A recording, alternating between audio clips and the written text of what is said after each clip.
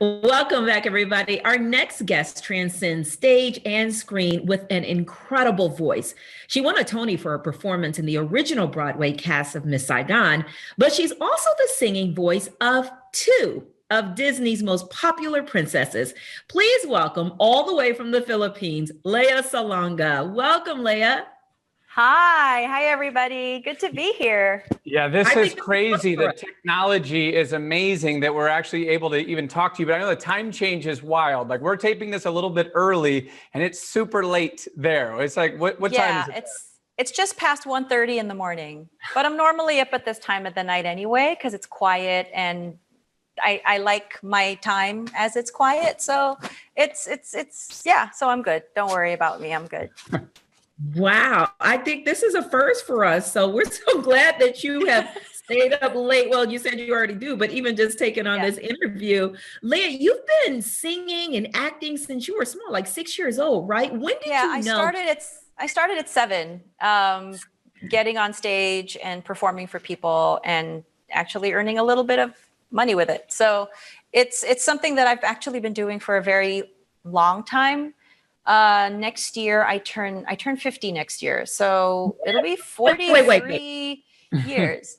No, there's no way that you are turning. No, I'm not believing it. I need to see proof. I'm turning 50 in February. Yeah, I mean, people can do the math, so I don't even bother lying about it.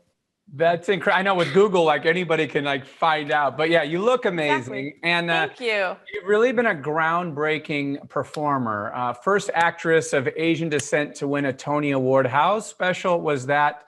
And it's so influential for other people to see that.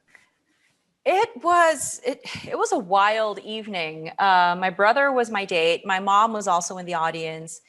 And it just felt, I mean, so many performers dream of that moment when, you know, and the Tony Award goes to, and then you hear your name, and it's crazy.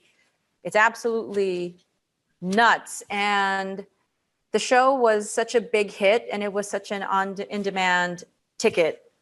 And it just felt so wonderful to, you know, to actually hold that trophy in my hand and to tell other people that this dream could come true for them also. And I think it has. There are so many people for whom this dream has come true. But one word of warning regarding awards, though, they don't always guarantee a successful career. But it's nice to get recognition for a particular show, a particular piece of work that you've done. And it's nice that you get recognized by the people in your industry also. It's just really, really sweet. And Tony Night's like the Super Bowl for the theater people. Okay, well, let me ask you this, Lea. What's more special to you, the Tony or being able to be the singing voice of two princesses, not just one? I know, right? It's up there, isn't it? It's up there, and it's a different high. So I'm not even going to compare the two because that would just not be fair. But suffice to say that getting to be a singing voice for two really beloved Disney heroines, it's really something very, very special. And it's something that doesn't just go away. I mean, the movies live on forever, or at least that's what it's felt like. And these songs just continue to live on long after they were recorded. So I guess in a way, for any artist that gets to be a part of a Disney movie, you get to have a little slice of immortality. Like, long after I'm 6 feet underground, these films are still going to be watched. Yes. And loved by so many. Great way of putting it. Yeah, I mean, it will for generations to come. I know you have a daughter, right? You have a daughter. I have a 14-year-old daughter, yeah. Does she understand the magnitude of mom being who she is in these films? I think she does. I think it's something that she understands quite well. But, you know, she doesn't get all arrogant or, you know, puffy in the chest about it. For her, it's, oh yeah, mom did that. and then she'll move on to something else. It's just one of the things that mom does. It's part of mom's job to do voices for animated things here and there. So I think it was actually a bigger thrill when she found out that I did some voice work for a dubbed, whatchamacallit, for one of the Studio Ghibli films, My Neighbor Totoro. Because she got really, hooked on the Studio Ghibli movies. And then she's like, Mom, wait, you did a Ghibli movie? And I said, yeah, I did My Neighbor Totoro. Why? She's like, that is so cool. Like, only now I'm cool to you?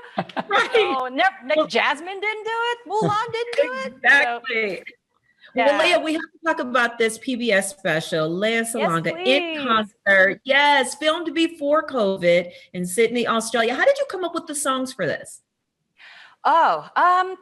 It's usually a very collaborative process. There's me, my musical director, my manager. We're all kind of brainstorming as to what music we're going to present.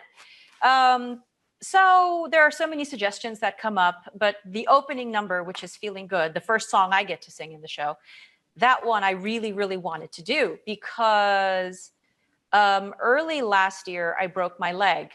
And I started off on a US tour in April with a broken leg.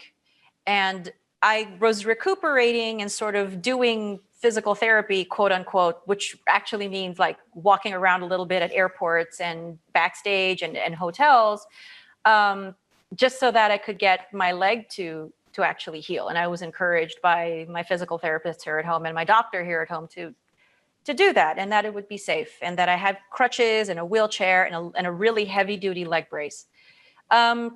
So I was also singing that song while I was on tour. Then I headed off to the UK. That was the song I would start with also. So it just kind of kept me going as someone recuperating from a really bad injury. That if I was singing a song like that, then maybe it would be more and more real the more I sang it. So I wanted for that song to start off the concerts in Australia. Yes, well, Lea, we are going to definitely watch it, and we're going to let you get some rest right now. We Thank you. You joining us. You can catch Lea Salonga in concert on PBS November 27th, and a recording of the show is available wherever music is sold. Check it out. It's going to be Also on Amazon. You can get the physical copy on Amazon too.